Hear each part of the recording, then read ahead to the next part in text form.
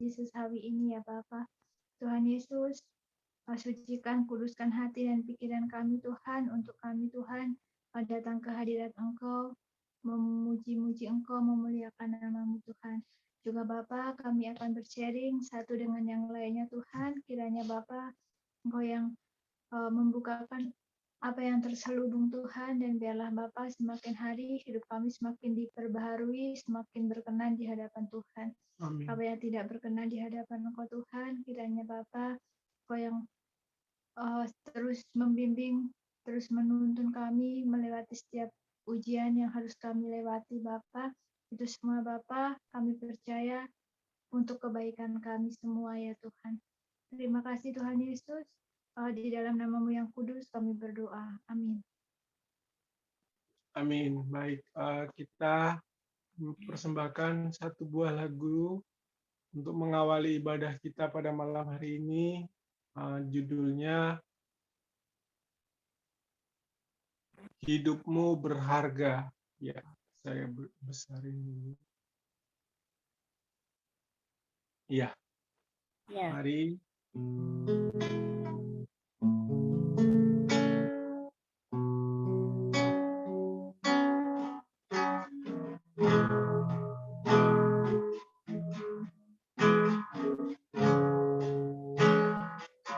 Terima kasih Tuhan, kalau pada malam hari ini kami boleh kembali bersama-sama menaikkan pujian syukur kami Tuhan. Kami tahu Tuhan, hidup kami sungguh berharga di mata-Mu. Engkau selalu mengasihi kami, dan Engkau Allah yang selalu setia di dalam kehidupan kami Tuhan. Terima kasih Yesus.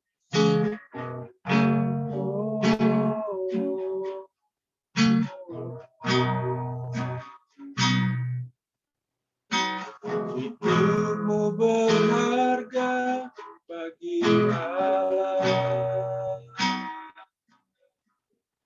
Tiada yang tak berkenan di hadapan-Mu. Dia ciptakan kau seturut gambarnya.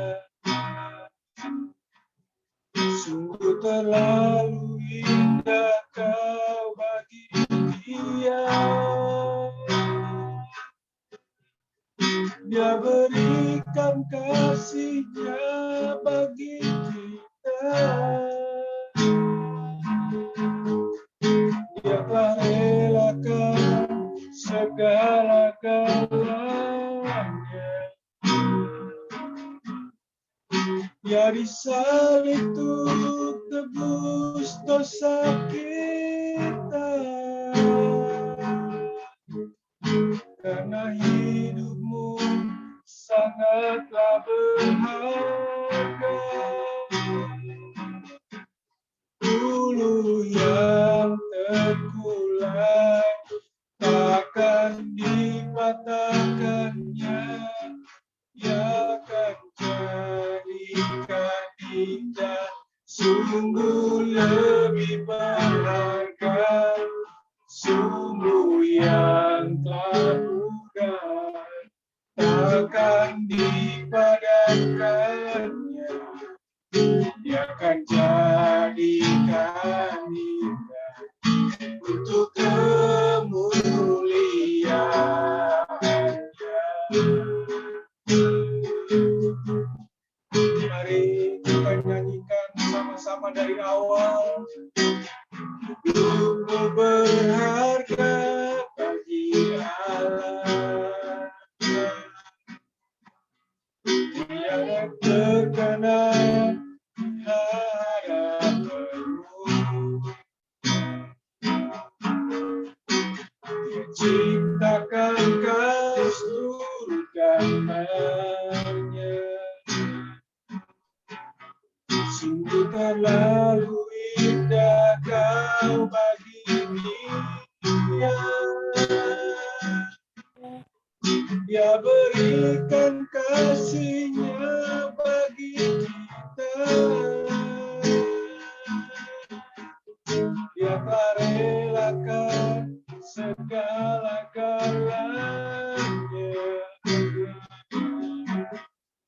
Dia disalib untuk tebus dosa kita.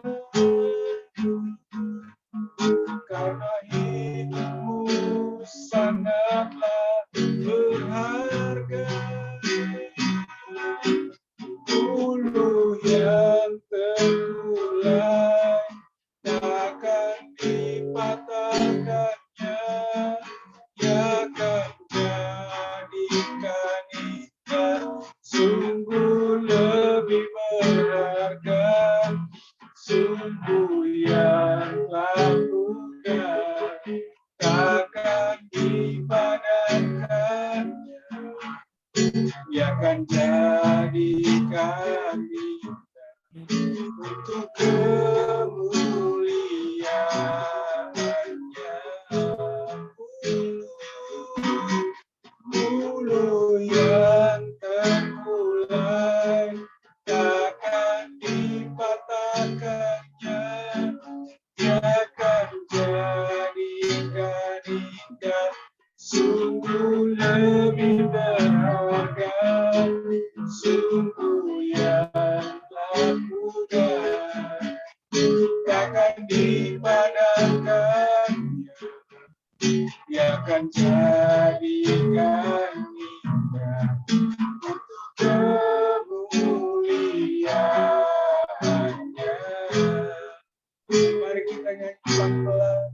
Bulu yang terkulai takkan dipatahkannya, dia akan jadikan indah, sungguh lebih berharga, sungguh yang tak pudar, takkan dipadamkannya, dia akan jadikan indah untuk kemuliaan-Nya.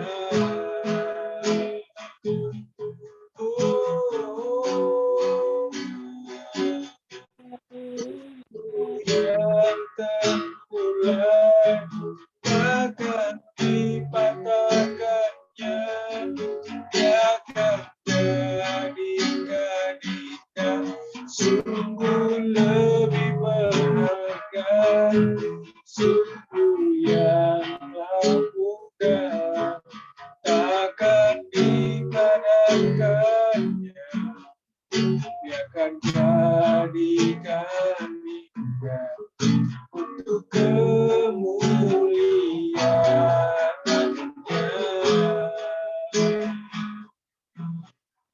Dia akan jadikan indah untuk kemuliaan-Nya. Dia akan jadikan indah untuk kemuliaan-Nya.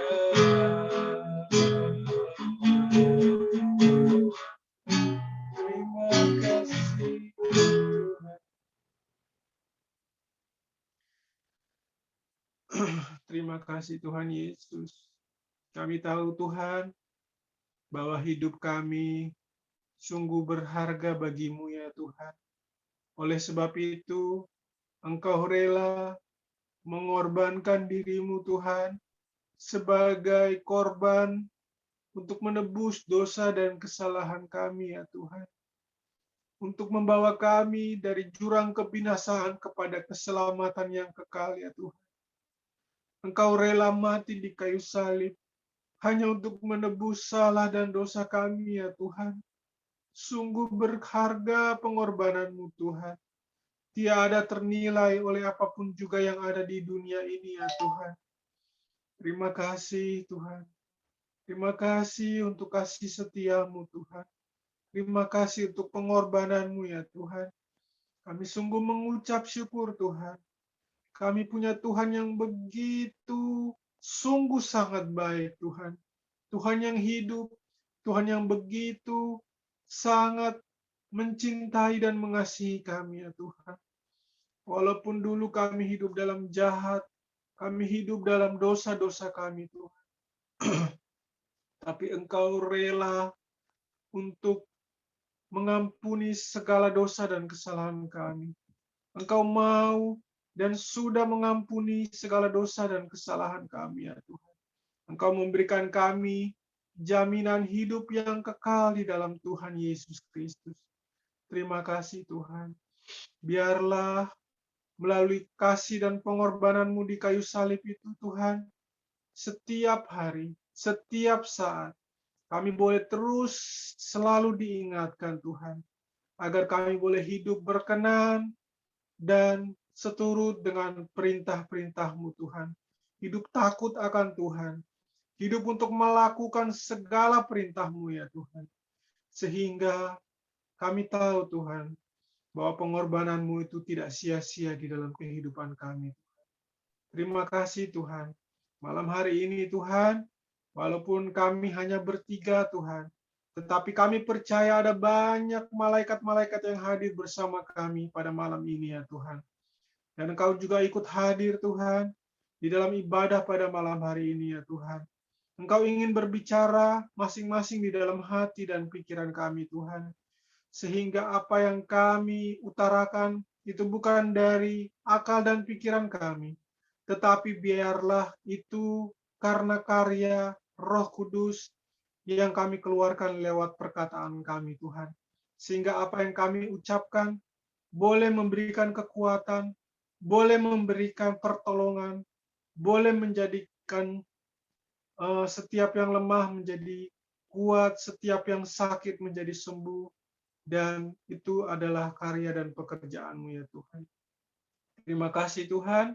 Kami juga berdoa untuk teman-teman kami yang pada malam hari ini mungkin karena satu dan lain hal tidak dapat mengikuti ibadah ini Tuhan. Kami berdoa bagi setiap mereka Tuhan, Tuhan yang selalu mengasihi, Tuhan menjaga mereka di dalam kehidupan mereka. Mereka boleh selalu sehat Tuhan. Yang sakit, kami berdoa mohon belas kasih Tuhan untuk menyembuhkan mereka.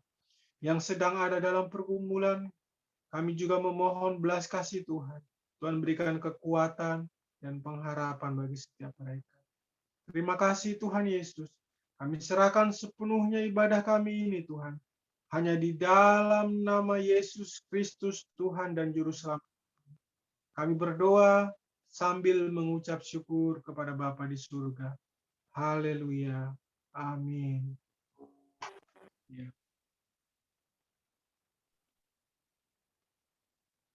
Ya. Shalom. Siapa yang bergabung? Shalom. Oh, Kak Delvi baru bergabung tadi. Ya. Shalom, Bu Indri. Ya, ini mungkin tadi Kak Delvi. Kok bilang Kak, tolong WhatsApp Kak Delvi kok keluar. Ya, mungkin yang sharing saya di luar kali ya. Ya. Di luar. Oh, Ibu Lydia mau di luar, Bu. Tapi ini lagi WhatsApp dulu atau aku yang WhatsApp ini. Oke. Shalom Bu Indri. Maaf ini saya duluan. Sharing saya malam hari ini ya adalah tentang, bukan sharing sih sebenarnya, pengen diskusi atau pengen tahu aja. Pasti kan kalau kita sebagai manusia itu pernah ya mengalami penolakan. Ya. Dan kalau saat kita mengalami penolakan itu pasti rasanya nggak enak gitu. Ya ada marah, ada sedih, ada sakit, ada kecewa. Nah terus gimana sih sebagai orang Kristen itu kita meresponi atau menghadapi ya, atau meresponi penolakan itu menurut kehendak Tuhan gitu aja sih. Mungkin itu sebuah pertanyaan ya, yang maksudnya saya pengen tahu.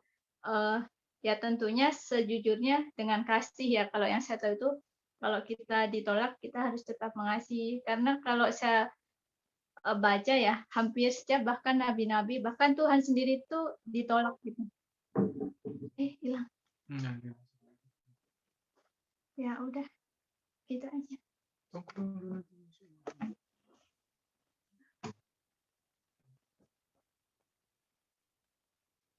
minta tolong dulu. Terus saya ngomong dan sayang aja dong.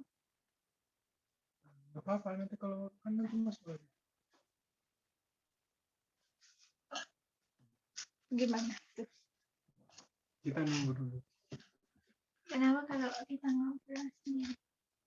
Iya.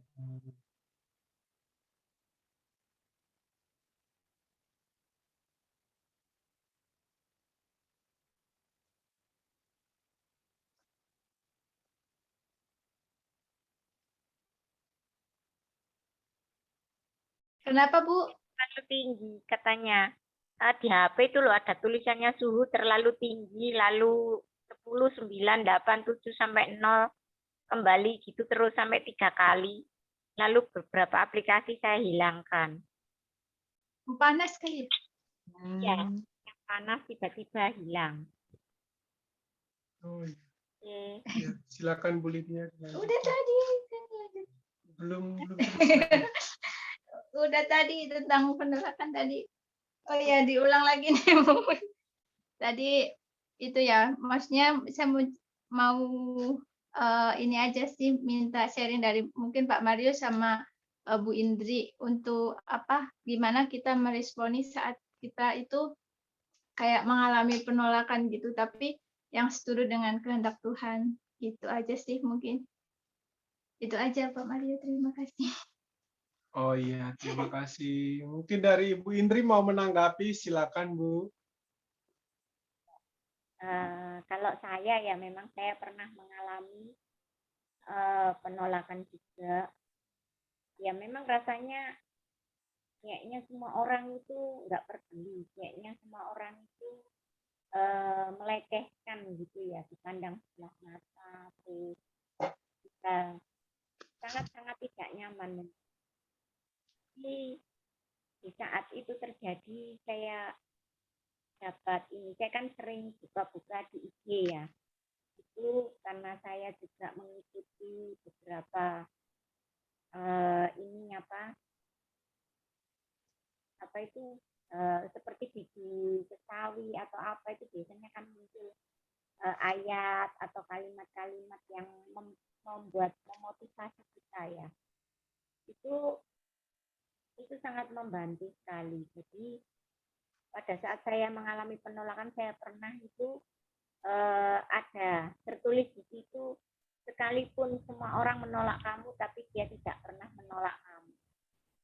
Saya berdoa setiap kali saya merasakan penolakan, setiap kali saya dihadapkan dengan penolakan itu, saya masuk ke dalam kamar, saya nangis sama Tuhan, saya berdoa sama Tuhan. Ya, saya menceritakan seperti seorang anak cerita ke papanya. Bagaimana perasaan saya, dan saya minta ampun sama Tuhan. Kalau saya ngersolo ya, orang biasanya bahasa Jawanya itu ngersolo kok.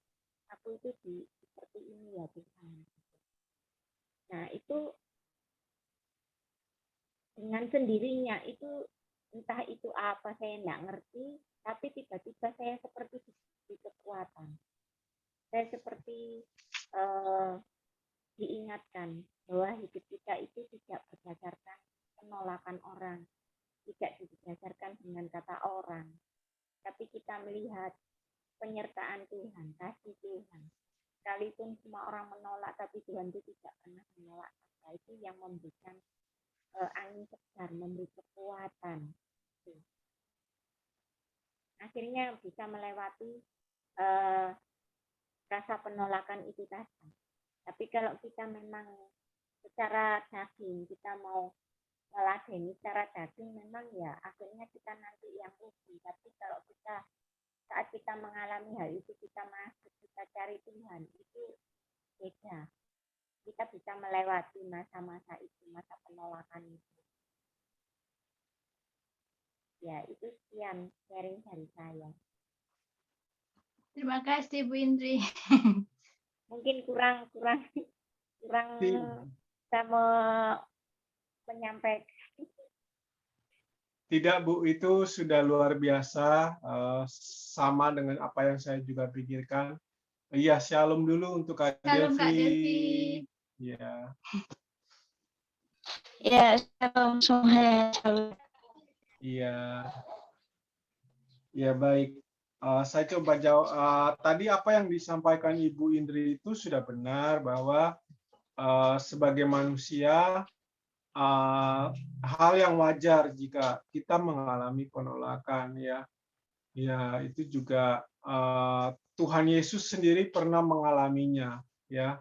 Dia ditolak oleh bangsanya sendiri ya, bangsa Yahudi, bangsa Israel waktu Tuhan datang selama di dunia ini, waktu dia mengabarkan Injil, ada beberapa daerah-daerah yang mereka itu menolak ya, menolak kehadiran Tuhan Yesus, bahkan mereka sampai menyalibkan Tuhan Yesus karena mereka benar-benar menolak. Itu berarti lahir dari apa ya, dari kesal, kecewa, iri hati dan lain sebagainya sehingga mereka menolak. Nah, mungkin Ibu Lydia bisa lebih spesifik juga ini, tertolaknya dalam hal apa ini, maksudnya tertolaknya dalam hal iya. Enggak, maksudnya kan semua ya, dalam hal semua, enggak cuma dalam hal apa. Misalnya anak kecil aja lah, misalnya mau minta apa, orang tuanya nggak boleh, itu kan sebuah penolakan. Nah, pasti kalau dia meminta nggak boleh, dari kecil tuh sebenarnya kita udah kayak ada penolakan gitu. Nah, terus sampai besar misalnya masuk sekolah atau masuk kuliah, mencari kerja juga kadang ada yang menolak. Jadi selalu akan diperhadapkan dengan penolakan. Itu kayak nggak pernah lepas gitu loh dalam kehidupan kita. Itu pasti akan ada penolakan. Entah itu dari lingkungan, dari keluarga, bahkan dari kita kecil tuh udah ada penolakan ya. Nah, maksud saya tuh menghadapi supaya kita itu biasanya kan kalau ditolak misalnya masih kecil aja tuh pasti nangis kayak gitu. Atau apalagi cari kerja susah ditolak lagi. Nah, maksud saya tuh maksudnya kalau lagi menghadapi penolakan itu supaya responnya itu nggak seperti biasa-biasanya. Bagaimana gitu supaya tetap sukacita, supaya penolakan itu nggak apa ya, maksudnya nggak menyakitkan seperti itu loh gitu. Jadi penolakan tuh ya maksudnya kita harus menghadapinya tuh gimana ya, ngomongnya juga agak susah ya. Maksudnya memang pasti akan ada penolakan, tetapi jangan sampai kita tuh yang kayak sedih banget, nangis kayak gitu tuh caranya gimana gitu ngomongnya. Bingung nggak? Enggak, Ibu Lydia, tertolak dalam hal apa ini? Maksudnya dalam semuanya, maksudnya dalam segala aspek itu loh Pak Mario. Oh iya, jadi Kayak dari kecil misalnya kan mau minta apa kan udah ditolak ya, pasti kan responnya kan oh ya, sedih, kalau secara nangis kayak umum, gitu. ya secara umum sebagai manusia tertolak itu wajar ya. Ya, sama seperti waktu mungkin kita pacaran ya, kemudian kita PDKT sama orang, terus kita menyatakan perasaan kita, orang itu menolak, ya pasti ada rasa kecewa ya seperti itu. Atau kita meminta apa sama Tuhan gitu, maaf, bukan, nggak ada hubungannya sama Tuhan ya. Kita pokoknya suatu kejadian yang mungkin kita nggak diterima atau ditolak di tempat tersebut, pasti ada rasa kecewa. Tapi kalau yang saya tahu ini di Yohanes pasal 15, di sana Tuhan Yesus sudah mengatakannya sendiri bahwa dunia itu membenci Yesus dan murid-muridnya. Artinya ketika kita mengalami penolakan, ya itu Tuhan Yesus sudah ingatkan sendiri. Bahkan Tuhan Yesus juga sudah mengalami penolakan itu sendiri ya. Dan di sana Tuhan bilang bahwa jikalau dunia membenci kamu, ingatlah bahwa ia telah lebih dahulu membenci aku daripada kamu.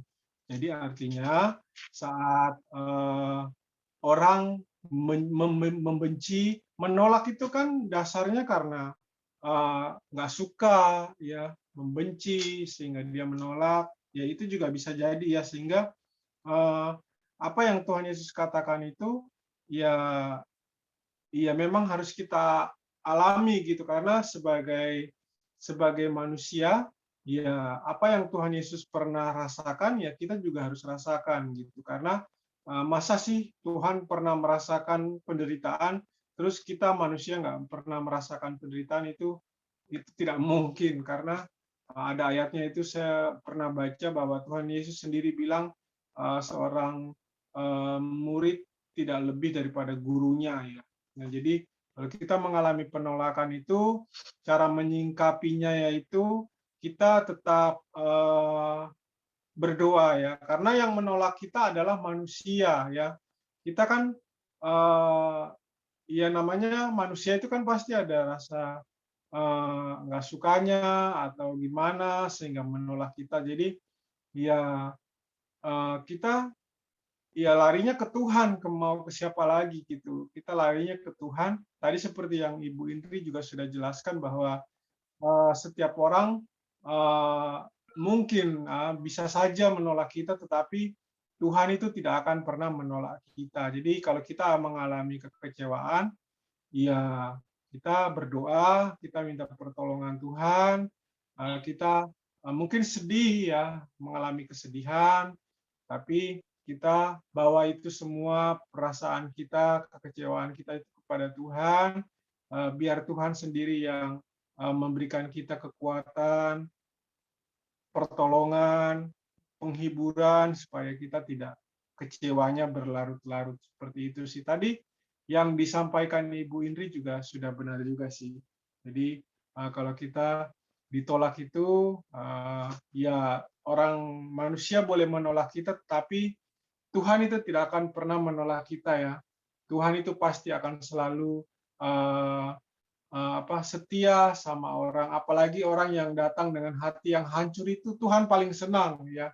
Saya kalau pernah baca di Mazmur kalau nggak salah itu seperti Raja Daud, dia datang dengan hatinya yang hancur, dia datang dengan hati yang terkoyak seperti itu Tuhan malah senang sama orang-orang yang seperti itu ya. Orang-orang yang mereka meratap, menyesali perbuatannya, Tuhan malah senang orang-orang seperti itu dibandingkan orang yang mereka merasa kuat ya, mereka merasa saya bisa kok menanggulangi, nanti juga hilang sendiri gitu. Itu namanya kita mengandalkan kekuatan kita sendiri. Tapi kalau kita bawa segala persoalan kita kepada Tuhan ya ditolak ya, ya sudah nggak apa-apa. Ya kita jangan sampai membenci orang yang menolak kita, tetapi kita harus tetap mengasihi orang yang menolak kita. Dan sekali lagi fokus kita kan bukan ke manusia, tetapi fokus kita ke Tuhan. Itu saja mungkin yang saya tambahkan, Ibu Lydia. Ya, terima kasih Kak Mario. Kok tapi tiba-tiba berbicaranya tentang penolakan? Gimana lagi? Jaringannya nggak mau. Enggak, karena kan kebanyakan misalnya orang-orang yang kayak kehilangan sukacita itu persoalannya karena sebagian tuh karena ditolak. Apalagi kadang ditolak keluarganya kayak gitu-gitu. Jadi mereka bisa depresi, bisa kebingungan, hilang arah. Itu salah satunya karena mereka nggak diterima di lingkungannya gitu sih. Maksudnya pengen sharing tentang itu. Supaya ngomong konseling orang. Iya, saya rasa Ibu Lydia pasti sudah tahu ini sebenarnya, tapi mungkin ya buat kita sharing bersama aja ya pada malam hari ini bahwa namanya manusia itu pasti tertolak ya. Bukan orang lain, keluarga sendiri pun pasti ada yang menolak kita ya. Itu kita juga bisa mengalami hal seperti itu. Orang yang terdekat sekalipun mereka bisa menolak kita. Ya, tetapi ya sudah, namanya manusia ya pasti kita akan mengalami hal seperti itu gitu. Intinya selama kita fokusnya ke manusia ya pasti kita akan mengalami hal seperti itu udah. Tapi kalau fokusnya ke Tuhan, Tuhan tidak akan pernah menolak kita ya. Mau kita berdosa merah seperti kirmisi atau apa sekalipun, sejahat apapun, Tuhan tidak akan pernah menolak kita. Dia selalu membuka tangannya untuk menerima kita ya, untuk datang kepada Dia dalam kesedihan kita, dalam ketertolakan kita. Dia selalu mau menerima kita. Jadi Ya kalau kita menghadap misalnya ada orang yang seperti itu, ya kita juga perlu misalnya memberikan dia penguatan seperti itu, ya. Kata-kata penguatan kita doakan supaya dia jangan sampai eh, jatuh di dalam penolakan yang lebih dalam, dalam kekecewaan yang lebih dalam, supaya dia bisa bangkit kembali, ya. Dan itu yang bisa menolong adalah Tuhan Yesus sendiri gitu. Itu aja Bu Lydia. Terima kasih. Ya, oke. Sekarang saya ya yang ingin membagikan sharing saya pada minggu ini. Ya, sebentar ya. Bu Indri. Nanti masuk lagi.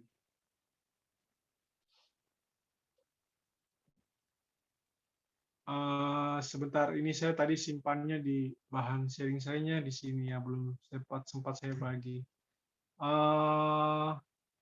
Jadi hari ini saya dapatnya dari 1 Korintus 1 ayat 28 sampai 29. 1 Korintus 1, saya buka dulu ayat 28 sampai 29. 1 Korintus 1 ayat 28 sampai 29. Sana tertulis, dan apa yang tidak terpandang dan yang hina bagi dunia dipilih Allah, bahkan apa yang tidak berarti dipilih Allah untuk meniadakan apa yang berarti, supaya jangan ada seorang manusia pun yang memegahkan diri di hadapan Allah. Ya, kalau di ayat terjemahan bahasa Indonesia yang ini ya BIMK ya, itu di sana tertulis Allah memilih yang dianggap rendah, hina, dan malah yang dianggap tidak berarti oleh dunia ini, supaya Allah menghancurkan yang dianggap penting oleh dunia. Dengan demikian tidak seorang pun dapat menyombongkan diri di hadapan Allah. Ya, ayat ini mengingatkan saya bahwa saat ini kalau kita lihat kondisi dunia saat ini, ya semakin kasih itu semakin dingin ya, kasih itu semakin orang memudar ya. Kita lihat begitu banyak perselisihan yang terjadi ya di dalam keluarga, di dalam apa? Misalnya kita nonton televisi, banyak pertengkaran, pertikaian, ya bahkan perdebatan agama pun sampai ikut-ikut juga diperdebatkan ya. Tapi Tuhan itu tidak memikirkan hal-hal seperti itu gitu. Tuhan lebih senang sama orang yang mereka itu bodoh tetapi mau dipakai Tuhan untuk menjadi alat Tuhan menyatakan kemuliaannya. Jadi kalau saya nonton ya, saya sering sekali ya lihat itu di YouTube ya. Bukan saya nggak nonton, saya nggak tertarik, tapi saya sering sekali melihat judul-judulnya di YouTube, orang berdebat agama, orang menjelek-jelekan agama satu dengan yang lainnya, ya mereka merasa mereka paling pintar, mereka merasa mereka paling apa ya, sehingga mereka menjelek-jelekan agama yang di luar Kristen dan lain sebagainya. Itu menurut saya itu bukan suatu hikmat yang Tuhan berikan, tetapi itu hikmat daripada mereka sendiri ya. Dan itu tidak ada artinya buat Tuhan. Tuhan malah mencari orang yang bodoh, orang yang hina, orang yang tidak terpandang, bahkan yang tidak berarti. Tuhan pakai orang-orang seperti itu untuk menyatakan kemuliaan Tuhan. Karena apa? Supaya jangan ada manusia yang sombong. Ya, kita lihat kalau orang sudah mulai pintar sedikit, dia sudah mulai sombong, dia sudah mulai memegahkan diri, dia sudah mulai apa ya? Ya intinya Tuhan enggak suka dengan kesombongan. Tuhan maunya kita itu rendah hati. Ya, Tuhan makanya pakainya itu kalau kita lihat di Alkitab itu orang-orang yang dipakainya itu adalah orang-orang yang rendah hati. Ya, banyak ya. seperti rasul-rasul, murid-murid Yesus, mereka itu cuman seorang nelayan ya. Mereka tidak punya pekerjaan yang pintar, mereka bukan ahli-ahli Taurat, ya mereka bukan orang-orang yang jago ini. Memang ada satu dua yang mereka sudah menguasai, tetapi hampir mayoritas mereka itu pekerjaannya hanya orang pekerjaan kecil ya, kecuali siapa itu ya yang kalau nggak salah Nathanael itu dia agak menguasai ini ya, menguasai Alkitab ya, karena waktu Tuhan Yesus mau bertemu dia itu dia kan sempat mengucapkan bahwa apakah engkau Mesias gitu. Nah, karena dia sudah menyelidiki kitab-kitab para nabi dan kitab-kitab sebelumnya. Jadi apa yang saya dapat itu yaitu jangan sombong, apalagi di hadapan Tuhan kita menyombongkan diri itu kita siap-siap aja untuk menerima kehancuran ya, karena firman Tuhan tentang kesombongan, tentang kecongkakan itu sangat banyak sekali kita temui di Alkitab. Saya juga lagi belajar supaya rendah hati, supaya saya peka ya. Saya banyak hal-hal yang sebenarnya saya tidak ketahui, ternyata itu jatuhnya adalah kesombongan. Jadi saya juga banyak belajar hal itu supaya jangan sampai itu saya tidak tahu ternyata salah ya, itu nggak boleh. Jadi itu yang menjadi perenungan saya.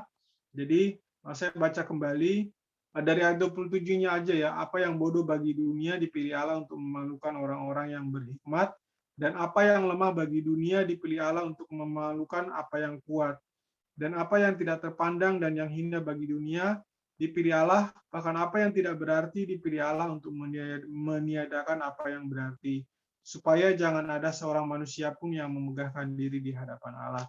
Nah, satu contoh mungkin seperti Rasul Paulus ya. Rasul Paulus itu kan kalau saya pernah baca, sepertinya dia itu terkena penyakit sampai dia akhir hidupnya ya. Tuhan izinkan itu terjadi karena saya pernah baca di Kisah Para Rasul, memang Tuhan bilang bahwa dia harus menderita untuk Tuhan Yesus, karena sebelumnya dia sudah melakukan penyiksaan ya, menyiksa orang-orang Kristen saat itu ya, sebelum dia akhirnya bertobat ya. Nah, Paulus itu kalau sampai disembuhkan, malah khawatirnya dia menjadi rasul yang sombong. Oleh karena itu, dia itu saya baca dia tetap ada sampai akhir hidupnya itu, sakitnya itu diizinkan terjadi di dalam kehidupannya supaya dia itu tetap, makanya ada perkataan Tuhan, dalam kelemahankulah kuasamu, dalam kelemahankulah kuasamu menjadi sempurna. Artinya dalam kelemahan kita justru malah kuasa Tuhan itu menjadi sempurna atas kita. Jadi kalau kita sedang ada dalam penderitaan, ada di dalam pergumulan, justru kita harusnya semakin mendekat mencari Tuhan, bukan kita malah menjauh. Ada orang banyak sekali yang dalam pergumulan, dalam penderitaan, mereka justru malah mencari manusia ya, mencari yang penting mereka punya uang, mereka cari hal-hal yang justru di luar Tuhan. Mereka kehidupannya tambah semakin hancur lagi. Itu yang saya heran, seperti itu gitu. Banyak orang yang mengalami persoalan tapi mereka malah bukannya mencari Tuhan, tetapi mereka mencari hal-hal yang lain. Ya, seperti itu yang membuat saya bingung. Ya. Saya kasihan juga, mungkin pemahaman mereka belum terlalu baik ya. Mungkin mereka apa ya istilahnya, kasih karunia itu belum menyentuh hati mereka. Oleh karena itu sekali lagi kita balik ke ayat tadi, harusnya kita itu jangan memegahkan diri kita, jangan sombong, tapi mari kita rendah hati, kita melayani dengan penuh ketulusan, ya kita melayani dengan penuh dengan penuh kerendahan hati kita, ya kita nggak tahu kita menabur siapa, apakah kita nanti yang menuai ataukah kita menabur orang lain yang menuai. Semua itu kan pekerjaan Tuhan, Tuhan yang menumbuhkan buat kita, ya bukan kita yang bekerja, tetapi semua karena karya dan pekerjaan Tuhan. Itu saja mungkin dari saya. Mohon maaf kalau agak kepanjangan. Ya, terima kasih. Sekarang kita ke Ibu Indri, silakan Bu Indri. Apa yang mau dibagikan Ibu? Ya, kalau saya hanya menambah sedikit yang tadi aja. Oh iya Bu, silakan Bu. Ya, kita harus, kalau secara umum ya, di dalam penolakan itu kita harus legowo, menerima penolakan itu dengan hati lapang, dengan berpikir bahwa ya kita tidak semua orang bisa menerima kita, tidak semua orang bisa menerima kita. Pasti ada penolakan, pasti ada yang suka, ada yang tidak, itu maksud saya. Tapi yang penting kita, di saat kita mengalami luka, mengalami sakit hati itu, kita masuk cari hadirat Tuhan, itu yang luar biasa. Itu yang kita memperoleh kekuatan baru. Jadi apapun yang kita hadapi, pada saat kita itu dilukai, hati kita disakiti, kita sulit mengampuni, kita merasa tertolak, kita cari hadirat Tuhan, di situ kita pasti akan mendapatkan ketenangan. Kita akan mendapatkan kelegaan. Kita akan mendapat sesuatu yang luar biasa, penghiburan. Itu yaitu yang pernah saya alami ketika saya ditolak. Pada saat pernah juga, tidak hanya orang dari luar ya, anak saya sendiri itu menolak. Karen waktu itu sempat dia katakan, dia masuk SMA, saya nanya, kamu asrama di mana?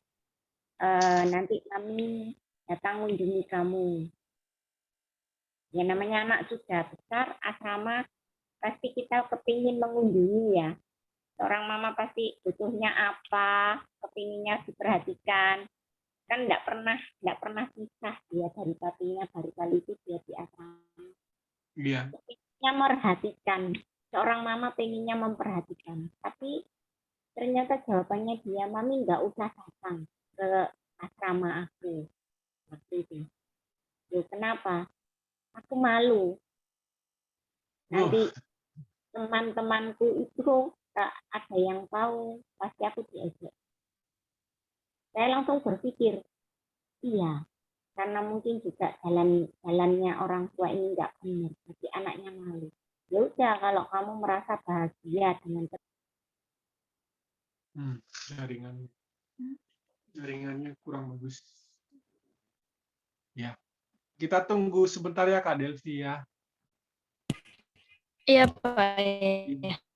Soalnya tanggung udah mau selesai sih tadi itu sharingnya dari Ibu. Jaringan tempat Kak Delvi juga kurang bagus ya Kak ya? Iya, dari tadi keluar masuk terus. Kakak masih di Riau atau udah balik ke Medan? Masih di rumah orang tua. Masih di rumah orang tua di Riau. Sampai kapan Kak balik ke Medan? Kurang tahu, cuman masuk kuliah tanggal 18. Mungkin seminggu sebelum itu nanti udah balik ke Medan. Nah, asik ini libur lama. Puji Tuhan. Ke Kak Delvi dulu aja. Iya. Kalau gitu kita ke Kak Delvi dulu aja deh sambil nunggu Ibu Indri. Silakan Kak Delvi. Apa yang mau dibagikan buat kita? Oh ya. Saya sambung dari Ibu Indri aja ya tentang penolakan. penolakan sama harapan itu kayak teman dekat ya. Setelah kita ditolak itu kita bisa berharap gitu kan. Terkadang Tuhan kasih penolakan dalam hidup kita itu mungkin ada jalan yang lain atau Tuhan mau kita berusaha lebih dari sekali. Nah, itu ada dua pilihan dalam diri kita. Kalau seperti contohnya kita daftar sekolah nih. Daftar sekolah di sekolah favorit gitu. Kemudian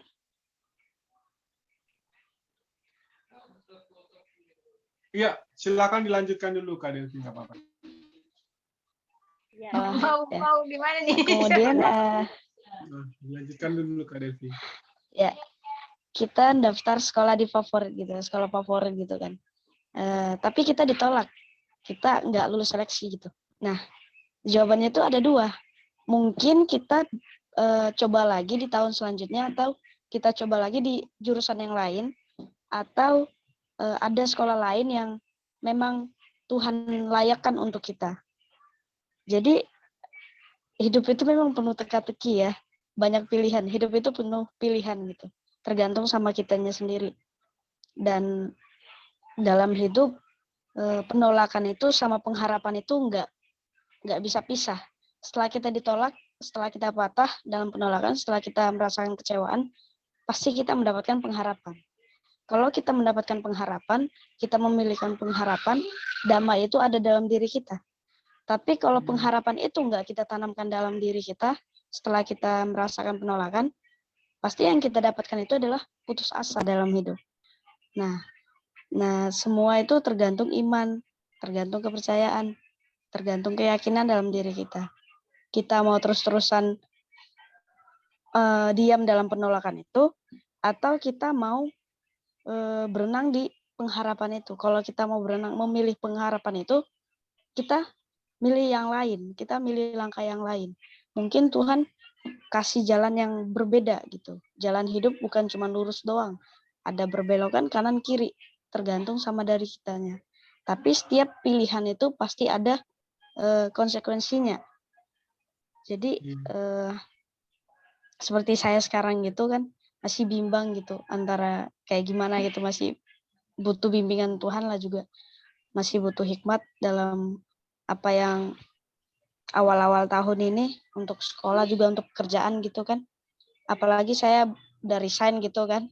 Nah, jadi ya orang-orang tuh mikir gini, gimana nanti kayak gini ke depannya gitu. Gimana nanti ke depannya. Sedangkan saya tuh nggak ada mikir ke situ sama sekali gitu. Saya ya udah percaya aja kalau Tuhan memang yakinin saya untuk selesaiin pendidikan, ya pasti Tuhan kasih jalan bukan cuma satu. Yang penting saya berusaha, saya mampu, saya bisa jalanin. Ya, tetap meminta hikmat juga kebijaksanaan dalam hidup ini. Puji Tuhan, pasti Tuhan kasih jalan apapun itu persoalan hidup kita. Itu aja sih. Oh, berarti Kak Delvi ini udah resign dari yang masak-masak itu ya? Iya, sudah. Oh, iya, nggak apa-apa Kak. Nanti siapa tahu ada pekerjaan lain yang lebih baik ya, yang waktunya Amin. juga lebih pas. Syukur-syukur diterima kembali juga. Apa? Emang kalau cuti gitu nggak bisa ya Kak ya? Kalau tempat Boleh, kerjaan cuman saya sendiri yang ngundurin diri karena satu semester semalam itu masuk pagi kan. Semester ini lagi masuk sore. Nah, kita harus cari pekerjaan yang lain lagi yang butuhnya itu pagi kan. Oh iya. Oh, berarti tuker lagi cari yang pagi ya? Iya, Kalau makanya di restoran agak-agak itu sulit. paginya nggak bisa, nggak di restoran itu paginya nggak bisa Kak? Enggak, lebih rumit sore. Karena kan orang pada makan malam. Iya. Ya mudah-mudahan apa? Ya di Medan kan kota besar ya. Ya mudah-mudahan Kak Delvi bisa dapat pekerjaan entah di restoran lagi atau di mana ya, supaya bisa membantu untuk kuliah. Ya kita percaya aja ya, itu iman kita ya, Tuhan Iya. Tuhan yang akan bawa mau kemana ya pasti kalau kita percaya pasti Tuhan yang akan buka jalan. Ada jalannya untuk kita. Iya. Ya, itu aja mungkin penolakan terkait penolakan dari Kak Delvi. Mungkin Ibu Lydia sudah. Oh iya, terima kasih banyak Kak Delvi. Sama-sama. Ya ini Ibu Indri juga jaringannya agak ini ya, agak apa? Kita nunggu sebentar. Mungkin gara-gara cuaca di sini kan cuacanya hujan mulu. Kalau di sini malah seharian ini panas banget, panas sekali. Oh iya, sini sampai Iya. becek gitu ya. Saya nggak tahu kalau di daerah Jawa Timur apakah apa hujan atau enggak, tapi kalau di daerah Jogja sini Jogja. panas sekali. Iya, panasnya menyengat. Tadi juga habis antar sepupu berangkat, lumayan perjalanannya agak jauh bandaranya. Itu di bandaranya itu panas sekali. Makanya lumayan kan, saya kalau baca berita hari ini tuh jarak bumi dengan matahari kan ini apa paling dekat gitu hari Oh, ini. Iya. Jadi ada, cuman ya nggak tahu efeknya tuh nggak ini sih, cuman ya paling panas doang. Cuman panasnya lebih lebih dari yang nggak biasanya gitu. Yang kadang apa cuman panas-panas biasa, ini jadi menyengat gitu.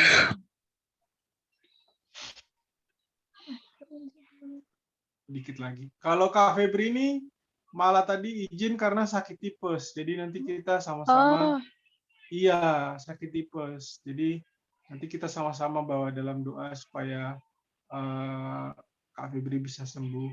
Tipes itu harus daya tahan tubuhnya kuat. Kalau enggak ya iya. kita Juga bisa lama. juga faktor makanan ya. Iya, makanan juga perlu sekali. Apa? Jangan sampai nggak makan malah. Maksudnya jangan malas-malas makan gitu. Mm-mm. Dan makanan juga harus bergizi supaya kita bisa apa cepat sembuh gitu. Selain dibantu pengobatan. Ya, shalom Bu Indri. Silakan sekarang giliran Ibu Indri. Monggo Bu, lanjut. Soalnya HP-nya kalau panas langsung mati. Oh, aneh ya Bu ya. Ya ada aplikasi yang membuat suhunya naik, terus dengan hitungan 10 mundur itu nanti dia nyala sendiri. Oh, aneh ya. Iya, baru ini saya juga heran. Ya, Ya, silakan Bu. Iya, tapi dilanjut aja. kan dari Karen waktu dia masuk asrama, dia katakan kami nggak usah datang ke asrama. Jujur, waktu itu saya nangis sakit ya.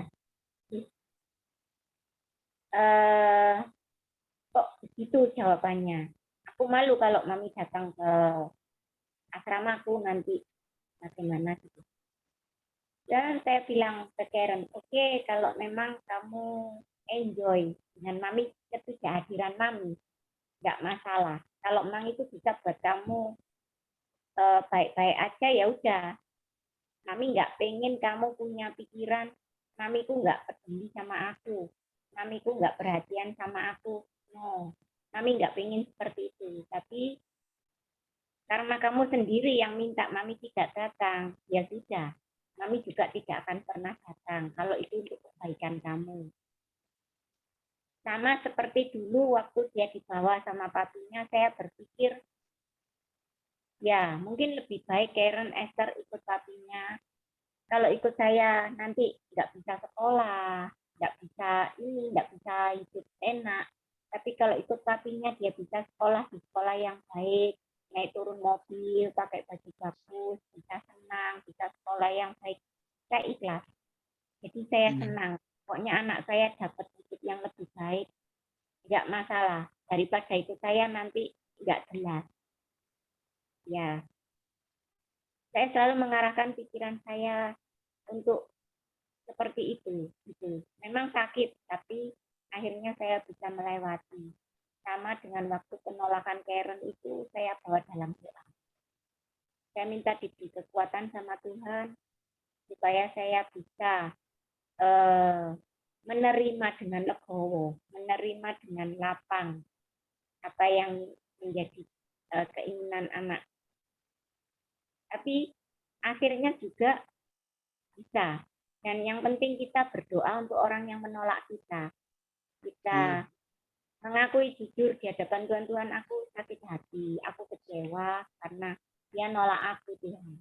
Tapi mampukan aku untuk bisa mengampuni, untuk bisa mengasihi orang yang menolak itu, karena aku berterima kasih dengan penolakannya itu membuat aku pola berpikirku menjadi lebih dewasa, punya pengenalan yang berbeda untuk apa yang Tuhan sampaikan di dalam kehidupan aku. Itu yang saya alami ya. Dan memang akhirnya saya berdoa terus dan hatinya dilembutkan sama Tuhan. Saya rasa untuk yang lain juga, kalau kita mengalami penolakan di luar, kita berdoa minta Tuhan mengampuni orang itu, memberkati orang itu, dan mengubah hati orang itu. Kan Tuhan yang bikin hati manusia. Pasti nanti hati orang itu akan lembut dan penolakan itu menjadi kasih. Karena saya mengalami dari Karen. Akhirnya saya bisa merasakan anakku itu sangat mengasihi aku. Walaupun dia sempat mengatakan, kami nggak usah datang, aku malu. Tapi akhirnya sering dengan berjalannya waktu, ketika dia datang, dia peluk saya, dia cium saya, itu yang saya rasakan itu bukan penolakan, tapi kasih sayang. Saya merasakan anakku sayang banget sama aku. Itu saya hidupi. Ya, itu sharing dari saya, tambahan dari saya. Puji Tuhan, luar biasa sekali Bu. Saya sangat setuju sekali dengan apa yang disampaikan oleh Ibu Indri. Ya, ketika kita ditolak, kita bawa saja di dalam Tuhan. Kita juga doakan orang yang menolak kita. Ya, sama seperti kisah yang Ibu Indri alami ini. Ya, sebagai orang tua pasti hatinya akan terluka ya kalau ditolak oleh anaknya, itu pasti hatinya pasti terasa terluka. Tetapi luar biasa Ibu mau ya, tidak mungkin kita membenci anak kita ya. Ya, kita pasti akan mendoakan yang terbaik buat mereka. Dan ada justru kita malah kalau kita meminta pertolongan Tuhan, Tuhan akan memberikan hal positif. Oh, ternyata seperti ini. Kalau misalnya kalau ada sama ibu, malah nanti sekolahnya terbengkalai seperti itu, atau tidak terurus misalnya ya, seperti itu ya. Tetapi ada hal-hal positif gitu yang Tuhan taruh di dalam hati dan pikiran kita itu. Jadi puji Tuhan, ketika ibu bawa dalam doa, hatinya diubahkan, hatinya dilembutkan, dia mungkin merasa bersalah gitu ya Bu ya sama ibu, dia akhirnya mau memeluk, dia lebih sayang lagi sama ibu. Ini kesaksian yang buat saya menginspirasi juga gitu Bu pada malam hari ini. Jadi kita harus lawan, ya pokoknya tertolak itu kan sakit rasanya ya, kecewa rasanya. Semua orang yang ditolak itu pasti rasanya kecewa. Tapi bagaimana kita menghadapinya itu ya ya tadi seperti yang disampaikan oleh Kak Delvi, pilihan ada di tangan kita. Kita mau tetap berpengharapan atau kita malah putus asa ya, seperti itu. Jadi kita harus tetap berpengharapan bahwa sekalipun kita mengalami penolakan, Tuhan itu tetap setia sama kita. Tuhan tetap yang memegang hidup kita gitu. Dia yang selalu menyertai kita. Itu aja mungkin, karena ini udah jam, keluar lagi karena HP-nya mungkin ya. Iya. Jadi ini kita nunggu Ibu Indri, terus kita tutup dalam doa. Tapi kok saya juga baru dengar ya ada memang aplikasi kayak begitu ya. Kayak virus gitu loh dia itu. Kayak mungkin HP-nya Ibu ini kena Dulu virus. juga kok punya aku sempat kayak gitu mati sendiri gitu. Dia Hmm, ada berapa menit gitu ada titik kasih kayak angka gitu loh. Terus nggak tahu kenapa kayak gitu ya. Kayak virus. iya, jangan-jangan HP-nya Ibu siapa? Ibu Indri ini ada virusnya. Iya, Mungkin install apa gitu kan ya. iya, Kan jadi panas tuh. iya. Kita nunggu sebentar ya Kak Delvi ya. Nanti Ibu Indri masuk kita tutup dalam doa Kak. Atau mungkin Kak Delvi ada yang mau Iya, Pak, menambahkan? ya. Kak?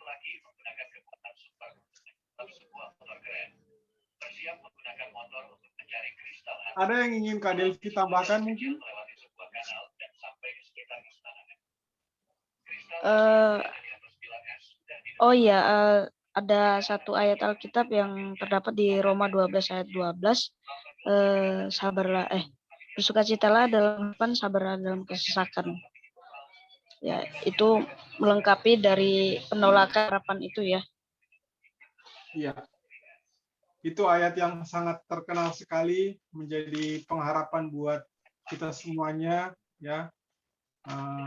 Roma 12 ayat 12, karena Roma 12 itu bercerita tentang nasihat untuk mengasihi ya. Hidup dalam kasih, betul. Jadi kita harus sukacita di dalam pengharapan kita harus bersabar dalam kesesakan kita, dan kita harus tekun di dalam doa kita supaya ketika dalam persoalan, dalam penolakan, kita tetap mengalami pertolongan, kita tetap mengalami penghiburan dari Tuhan sendiri. Ya, terima kasih Kak Delvi untuk ayatnya. Ayat ini Iya, ayat Kak, yang luar sama-sama. biasa loh. Iya. Ada yang ingin tambahkan Ibu Lina? Ya, ini kita nunggu sebentar ini, kasihan Ibu ini.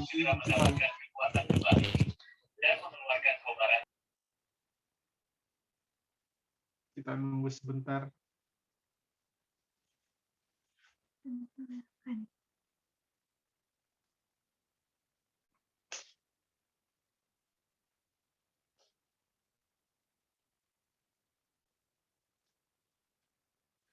Kayaknya HP-nya, ya ini Ibu Indri sudah masuk.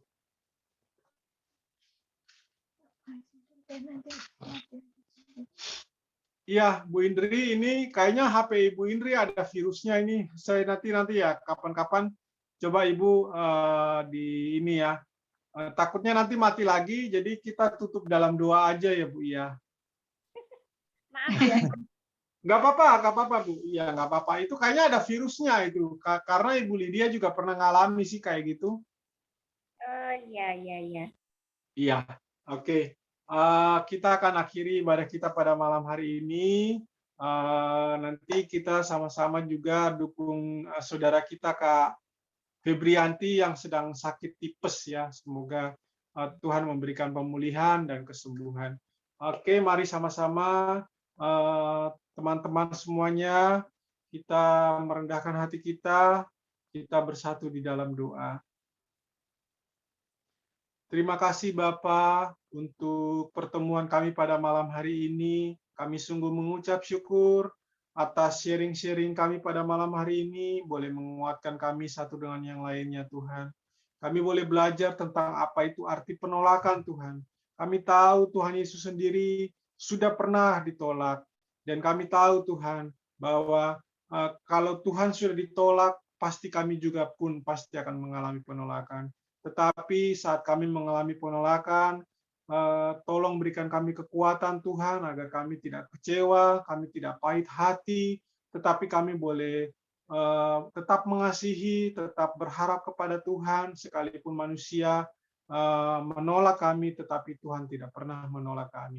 Terima kasih Tuhan, kiranya apa yang kami bagikan boleh menjadi perenungan bagi setiap kami.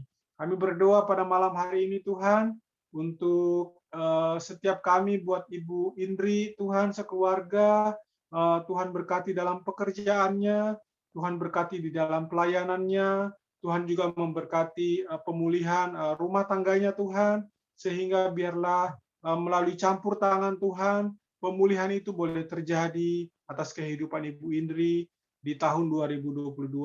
Apa yang menjadi kerinduan Ibu Indri, apa yang menjadi mimpi-mimpinya. Biarlah Tuhan, seturut dengan kehendak-Mu itu yang terjadi di dalam kehidupan Ibu Indri. Terima kasih Tuhan, senantiasa lindungi dengan kesehatan, senantiasa lindungi dengan pertolongan dan kekuatan daripada Tuhan. Terima kasih Tuhan, doa yang sama kami juga pohonkan kepadamu untuk saudari kami, Kak Delvi, beserta keluarga yang ada di Riau. Tuhan memberkati mereka dengan damai sejahtera-Mu, dengan sukacita-Mu, dengan pengharapan-Mu ya Tuhan.